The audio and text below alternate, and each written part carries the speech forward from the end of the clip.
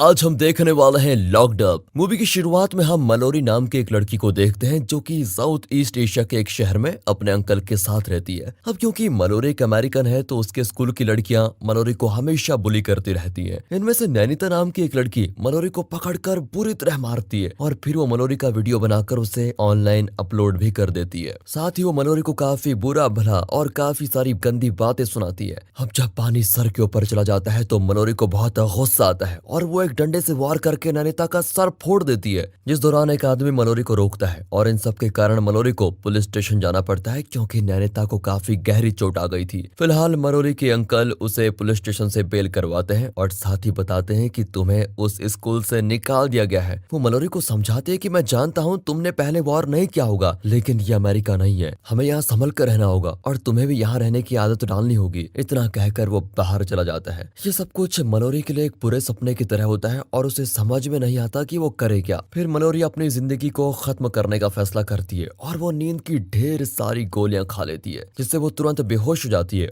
और जब उसे होश आता है तो वो खुद को हॉस्पिटल में पाती है। खैर मलोरी ने नैनीता को चोट पहुंचाकर छोटा ही सही लेकिन क्राइम तो किया है, इसीलिए जज उसे विमेंस करेक्शनल फैसिलिटी में रहकर अपनी 2 साल की सजा पूरी करने के लिए कहते हैं। दरअसल ये फैसिलिटी एक तरह से टीनेज लड़कियों की जेल ही है, पर अब सजा हुई है तो ना चाहते हुए भी मलोरी को इसे भुगतना ही पड़ेगा। इसलिए टॉम उसे फैसिलिटी में लेकर आता है जहां मोना नाम की एक लड़की इन लोगों को उस जगह की साफ सफाई दिखाते हुए वार्डन जेनिफर के पास लेके जाती है। फिर जेनिफर टॉम को यकीन दिलाती है कि ये सिर्फ नाम की जेल है, यहाँ सभी के साथ अच्छा व्यवहार किया जाता है, आप चिंता मत कीजिए। टॉम भी मलोरी से कहता है कि तुम चिंता ना करो, बस कुछ ही दिनों की बात है, मैं तुम्हें यहाँ से जल्दी से छुड़वा लूंगा। फिलहाल टॉम के जाने के बाद अचानक से मोना का भी मलोरी के प्रति बिहेवियर एकदम से बदल जाता है। वो मलोरी को उसके सेल तक लेकर जाने लग जाती है, जिस दौरान हम इस जेल की असली तस्वीर देखते हैं जो कि टॉम के आगे मोना ने नहीं दिखाई थी। मलोरी देखती है कि यहाँ की हालत तो बद से बदतर है और यहाँ पे काफी खतरनाक और पागल लड़कियां सजा काट रही हैं, जिनमें से एक रेजा होती है। वो पूरी तरह से एक साइको है जो कि मलोरी को देखकर उसे परेशान करने लगती है। जब मोना भी मलोरी की मदद नहीं करती तो एक लड़की ये सब कुछ देखकर रेजा को मलोरी से दूर करती है। फिर मोना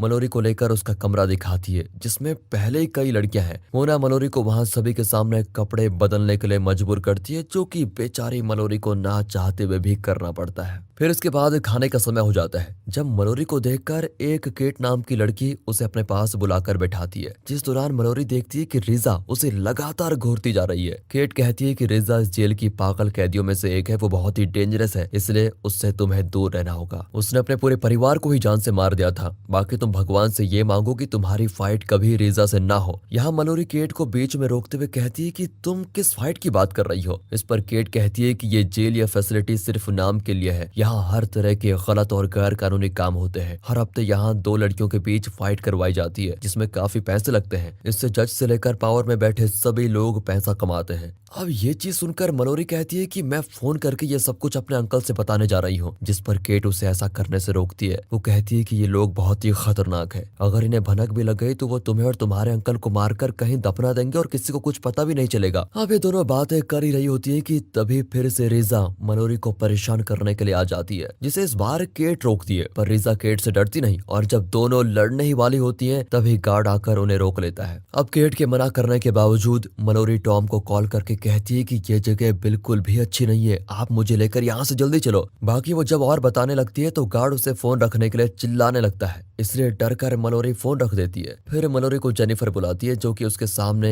एक पेपर पर साइन करने के लिए कहती है। मलोरी देखती है कि उसमें इंग्लिश नहीं बल्कि कोई और ही भाषा लिखी हुई है, तो वो साइन करने से इनकार कर देती है। वो कहती है कि इसके लिए मुझे पहले अपने अंकल और लॉयर से पूछना पड़ेगा। जेनिफर बड़े ही प्यार से कहती है इसमें ऐसा कुछ भी नहीं है जिसे तुम गलत समझो, बाकी तुम जब तक इस पर साइन नहीं करोगी तब तक तुम्हारी सजा नहीं गिनी जाएगी। अब अगर लॉयर वगैरह के चक्कर में पड़ोगी तो इसमें करीब 3 से 4 महीने का समय तो लग ही जाएगा और यहाँ का सिस्टम और सिस्टम के खिलाफ कोई नहीं जा सकता, इसलिए इस पर साइन कर दो, इसमें ही तुम्हारी भलाई है। बेचारी सीधी साधी मलोरी उसकी बातों में आकर उस पेपर पर साइन कर ही देती है। फिर मलोरी साइन करने के बाद जेनिफर से कहती है मुझे यहाँ कुछ लड़कियां काफी परेशान कर रही है। इस पर जेनिफर कहती है उनकी परवरिश ऐसे ही थी इसलिए वो ऐसे हो गई, उन्होंने अपना ज्यादातर समय गरीबी में काटा है, बाकी तुम चिंता ना करो, मैं गार्ड से बोल दूंगी, वो ध्यान देंगे कि तुम्हें कोई भी परेशानी ना हो। ये सुनकर मलोरी उसे थैंक यू कहकर चली जाती है। फिर अगले दिन दिन मलोरी के पास मोना आती है। वो मलोरी से कहती है कि यहाँ अगर रहना है तो काम भी करना पड़ेगा, समझी? तुम बताओ तुम करोगी क्या?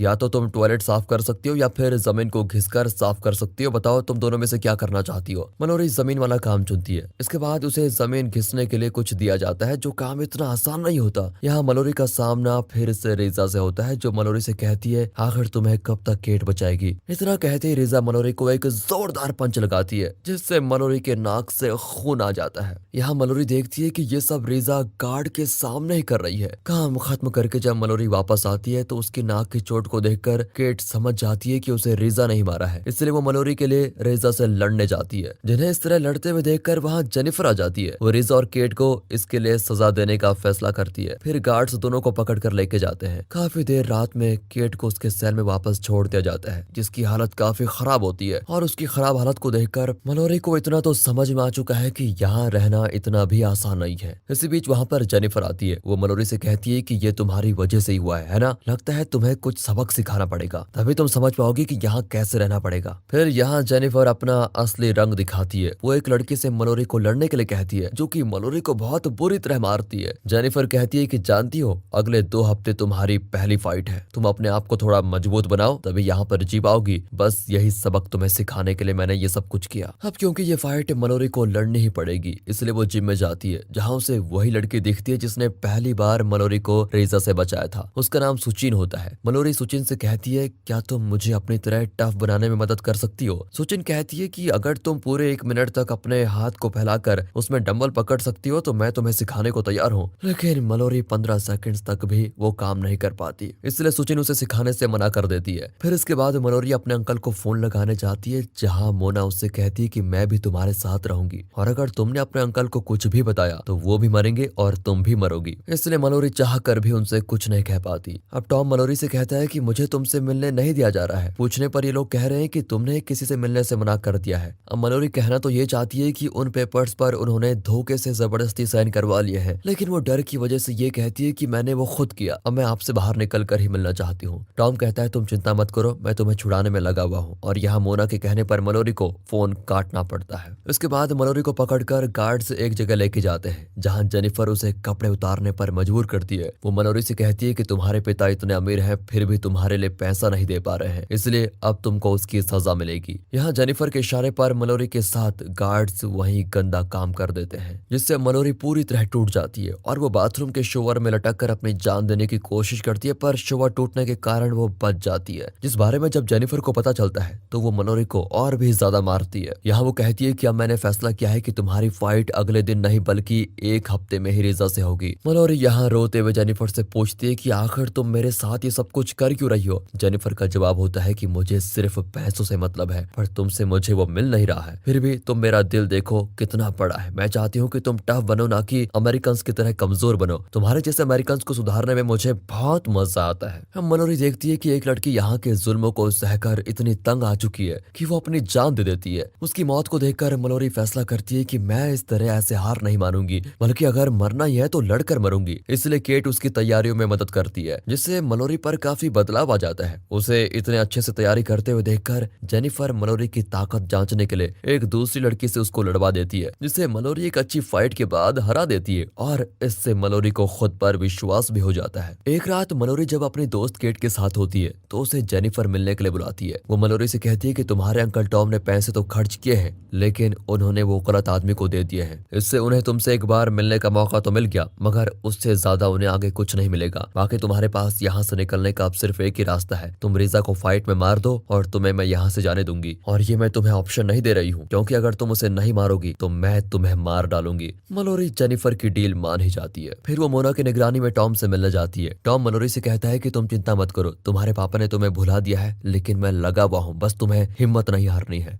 अब मलोरी कहती है कि यहाँ कर कुछ हुआ या ना हुआ हो, लेकिन एक चीज हुई है, मैं पहले से ज्यादा टफ बन गई हूँ, इसलिए आप मेरी चिंता मत करो। इतना कहने के बाद वो जब वापस जा रही होती है तो बातों ही बातों में मोना उससे कहती है कि तुम्हें लगता है कि तुम अगर रेजा को मार दोगी तो जेनिफर तुम्हें आजाद कर देगी। भूल जाओ, उसने आज तक अपना वादा नहीं निभाया है। पहले तो वो तुम्हें रेजा से जीतने ही नहीं देगी, फिर चाहे तुम जो कर लो। अब उसकी ये बात सुनकर मलोरी समझ नहीं पाती कि वो करे क्या, क्योंकि उसे ना चाहते हुए भी इस फाइट में शामिल होना पड़ेगा। तो वहीं अगले दिन मलोरी अपने काम पर लग जाती है और भी कड़ी मेहनत करने लगती है। लेकिन जेनिफर उसे जिम इस्तेमाल करने से मना कर देती है। पर मलोरी अब हार नहीं मानना चाहती, इसलिए वो अपने सेल में ही वर्कआउट करने लगती है। पर इसके मन के अंदर अभी भी कई चीजें चल रही हैं, जिसे सुचिन आकर कहती है कि इस तरह कंफ्यूज रहोगी तो आराम से हार जाओगी। बेहतर यह होगा कि तुम ये समझो कि तुम्हारी असली लड़ाई किसके साथ है। जिस पल तुम ये समझ गई उसी वक्त तुम्हारा रास्ता क्लियर हो जाएगा। तुम्हें मैं या कोई और कुछ नहीं सिखा सकता। तुम्हें अपनी ताकत नहीं, दिमाग से लड़ाई करनी है। तुम जो भी करना सोच समझ के करना। दूसरी ओर जेनिफर रिजा से कहती है कि अगर तुमने मलोरी को मार दिया तो मैं तुम्हें आजाद कर दूंगी। ये बात सुनकर रिजा मान जाती है। इधर अब जेनिफर की ऑर्डर्स पर गार्ड्स मलोरी को खाना भी नहीं देते, जिस कारण रात तक उसकी हालत और भी खराब हो जाती है। तभी मलोरी को अपने सेल में एक चूहा घूमते हुए दिखाई देता है, जिसको वो पकड़ने के बाद मारकर खाना तो चाहती नहीं, लेकिन क्या करे, मजबूरी में खा ही लेती है। आखिरकार वो दिन आ ही जाता है जब मलोरी की रिजा से होनी है फाइट। इस फाइट का एक ही नियम होता है कि हार और जीत का फैसला किसी